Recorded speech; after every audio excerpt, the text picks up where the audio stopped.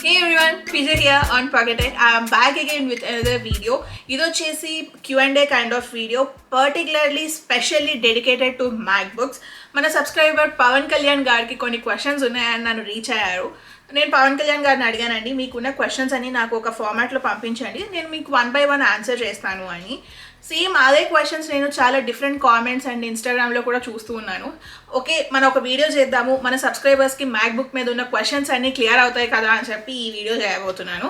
పవన్ కళ్యాణ్ గారు అయితే నాకు క్వశ్చన్స్ పంపించారని చెప్పాను కదా, అవన్నీ నేను మీకు స్క్రీన్ మీద డిస్ప్లే చేస్తాను చూడండి. So let's get started.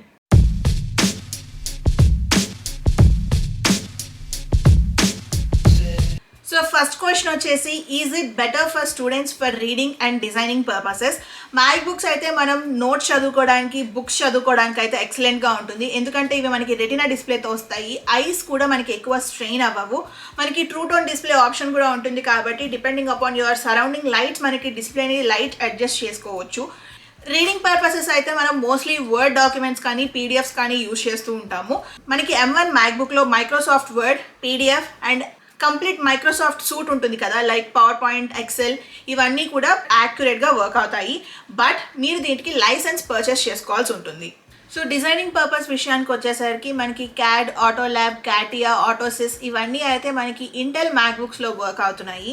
M1 మ్యాక్బుక్స్లో అయితే మనకి ఇంకా వాటి యొక్క సపోర్ట్ లేదు. సో మనకి ట్రాన్సిషన్ పీరియడ్ అయితే 2 years పడుతుంది అని అన్నారు. మేబీ 2 years తర్వాత వీటి అన్నిటి సపోర్ట్ ఉంటాయేమో, but on spot on today అయితే మనకి మ్యాక్బుక్ M1లో అయితే సపోర్ట్ లేదు. అదే సాఫ్ట్వేర్ విషయానికి వచ్చేసరికి మనం విజువల్ స్టూడియోస్ కానీ, STS కానీ, ఎక్లిప్స్ కానీ, ఎక్స్కోడ్ కానీ యూజ్ చేస్తూ ఉంటాము. ఇవన్నీ అయితే మనకి M1 మ్యాక్బుక్లో కూడా సపోర్ట్ ఉంది.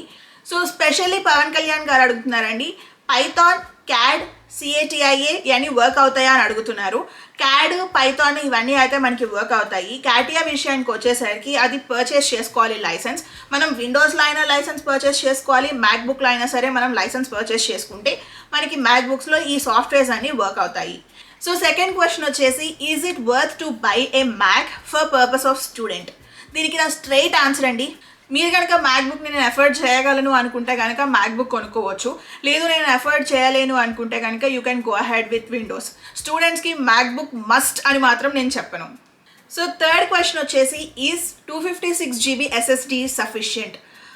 మీరు ఒక సాఫ్ట్వేర్ వర్క్ చేయాలి అనుకుంటే మనం ఎక్స్కోడ్ వేసుకుంటాం, ఎక్లిప్స్ వేసుకుంటాం, విజువల్ స్టూడియో వేసుకుంటాం, లేదు అంటే STS, ఇలాంటి చాలా different kind of tool suits ఉంటాయి. ఇవన్నీ మనకి స్పేస్ ఎక్కువ తీసేసుకుంటాయి అనమాట. సో మీరు ఎఫర్ట్ చేయగలిగితే హయ్యర్ GB డేటా ఉన్న ల్యాప్టాప్స్ని పర్చేస్ చేసుకోవడానికి నేను రికమెండ్ చేస్తాను, లైక్ 512 GB కానీ 1 TB కానీ. బట్ దీంట్లో మనం గమనించుకోవాల్సింది ఏంటి అంటే ప్రైస్ పెరుగుతుంది. If you can effort, go for higher storage options.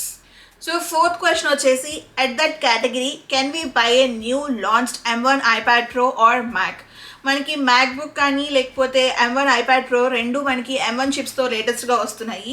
But ఇక్కడ మీరు గమనించాల్సింది ఏంటి అంటే iPad Prosలో మనకి అంత ఈజ్ ఆఫ్ యూజ్ ఉండదు అండ్ అంత కన్వీనియంట్గా కూడా ఉండవు కొన్ని సాఫ్ట్వేర్స్ యూజ్ చేయడానికి. అది మీరు జస్ట్ నేను వర్డ్ డాక్యుమెంట్ యూజ్ చేసుకొని చదువుకుంటాను, PDF చదువుకుంటాను అనుకుంటే కనుక మనకి iPad సరిపోతుంది.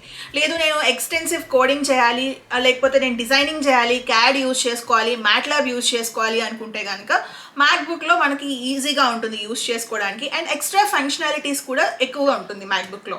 M1 iPad Proనా లేకపోతే మ్యాక్బుక్స్ అంటే కనుక నేను మ్యాక్బుక్స్ అనే చెప్తాను, ఎందుకంటే మనకి ఎక్కువ ఈజీగా యూజ్ చేయగలుగుతాం, ఫంక్షనాలిటీస్ ఎక్కువ ఉంటాయి, ఆప్షన్స్ ఎక్కువ ఉంటాయి మనం ఎక్స్ప్లోర్ చేసుకోవడానికి.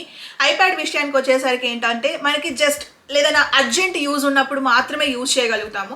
మీరు ఒక ఈమెయిల్ సెండ్ చేయాలి అనుకున్నా కానీ మనం మ్యాక్బుక్లో చాలా ఫ్రీగా సెండ్ చేయగలుగుతాము. మనకి కీబోర్డ్ ఎక్స్పీరియన్స్ కానీ లేకపోతే ఆ విజువల్ ఎక్స్పీరియన్స్ కానీ డిఫరెంట్గా ఉంటుంది.